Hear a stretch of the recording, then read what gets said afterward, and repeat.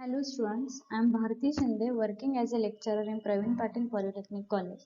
In this video, we will see third chapter of Applied Mechanics and its name is Resolution and Composition of Force. First of all, we will see introduction. What is resolution of force? So it is a method of representing a single force into number of forces without changing its effects, and it is called as resolution of force. So in resolution of force, we will divide a single force into number of forces. Then what is moment of force and its unit? So moment of force about any point is the product of force and perpendicular distance of its line of action from point. So moment is nothing but force into perpendicular distance.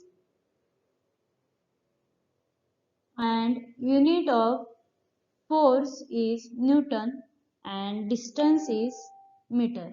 So unit of moment is Newton into meter. Newton meter. We can see in this diagram as m is the moment, f is force and x is perpendicular distance. And moments are having two types, clockwise moments and anti-clockwise moments. So we will see sign convention as we will take clockwise movements are positive and anti-clockwise movements are negative for in calculation for solving numericals. Then we will see couple and its properties. So couple is nothing but two equal unlike parallel non-collinear forces form a couple. We can see in this diagram as these two forces having equal magnitude and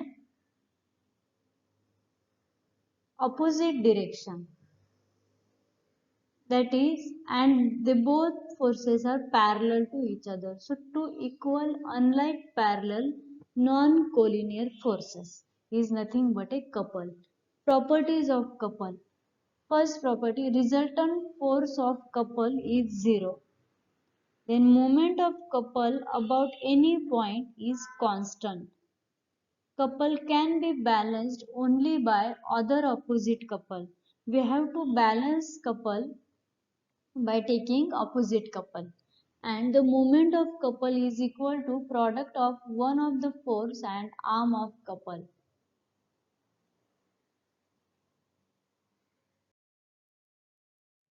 Next we will see Varignon's theorem of moments. The statement of Varignon's theorem is sum of moments of all forces acting on body about a point is same as moment of its resultant about same point. So here summation m is nothing but the algebraic sum of moments of all forces or sum of moments of all forces about a point.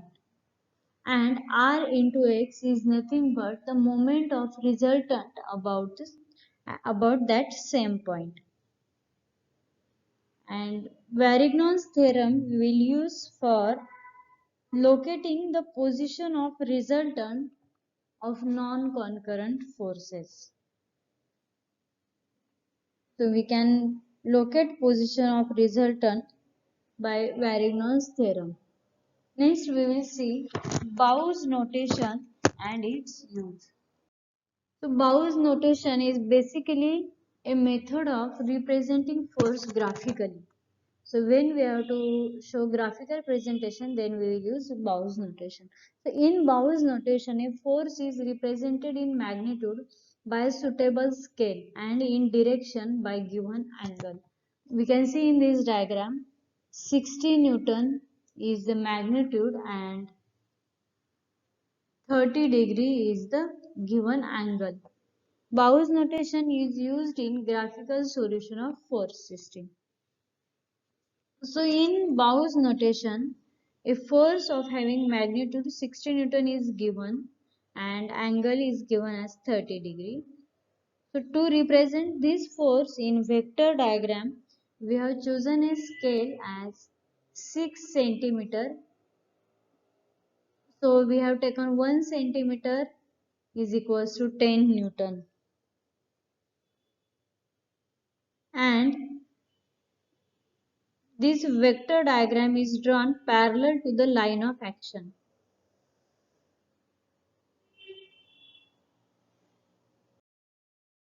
Then space diagram and vector diagram. So space diagram is the diagram which shows exact location and direction of forces acting on a body.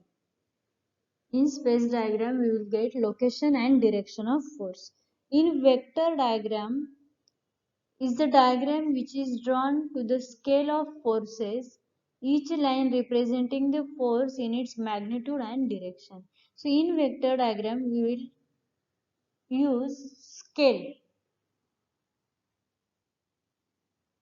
Polar diagram, the diagram constructed from vector diagram by selecting a suitable point as pole to which each point of vector diagram is connected, is called polar diagram.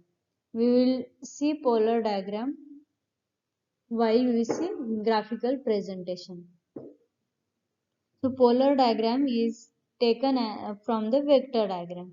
Then funicular polygon, the diagram which is drawn to find exact position of resultant in space diagram is called funicular polygon. It is obtained from the rays of polar diagram. So funicular polygon we will get from polar diagram and space diagram. The use of funicular polygon is to find the location of resultant. Then we will see law of polygon of forces. This law states that if number of coplanar concurrent forces acting simultaneously on body be represented in magnitude and direction by the sides of polygon taken in same order, then their resultant may be represented in magnitude and direction by closing side of polygon taken in opposite order. So if number of coplanar concurrent forces, that is concurrent forces is nothing but the forces which meet at one point, that is forces here will meet at point O. Then represented in magnitude and direction, the forces represented in magnitude and direction taken in same order, that is away from point, then their resultant may be represented in magnitude and direction by closing side of polygon taken in opposite order. Consider four forces F1, F2, F3 and forces acting at point O. Designate all forces by Bow's notation. Then F1 is equals to AB, F2 is equals to BC, F3 is equals to CD and F4 is equals to D. So we will take suitable scale and draw vectors. This small AB is parallel to capital AB, BC is parallel to capital BC, CD is parallel to capital CD here, and DE, this small d is parallel to this D. As shown in vector diagram, to represent the forces F1, this shows F1, F2, F3 and F4. A, B, C, D, E is a open polygon here. In vector diagram, ABCD is a open polygon. So join first point A and last point E. The closing side AE represents resultant of forces F1, F2, F3, F4 in magnitude and direction. So through point O, draw a line parallel to this AE to locate position of resultant.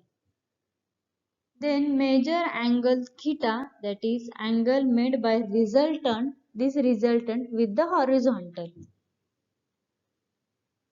So polygon law of forces is used to find resultant of three or more concurrent forces graphically. Then we will see triangle law of forces. Triangle law states that if forces acting simultaneously on a particle be represented in magnitude and direction by two sides of triangle taken in order, then their resultant may be represented in magnitude and direction by third side of triangle taken in opposite order. So consider two forces P and Q acting at point O here. P and Q acting at point O. Indicate the forces by Bow's notation, that is A, B, C. So P is equals to AB, Q is equals to BC. So take a suitable scale and draw this small AB parallel to capital AB to represent force P. Through point B, draw a line BC parallel to this capital BC to represent force Q. Join first point A and last point C. So AC is the resultant of forces P and Q in magnitude and direction. To locate the resultant, take parallel line to AC and draw from point O and measure angle alpha. So alpha is the angle made by this resultant with the force Q or with the horizontal. So triangle law of force is used to find resultant of two concurrent forces graphically.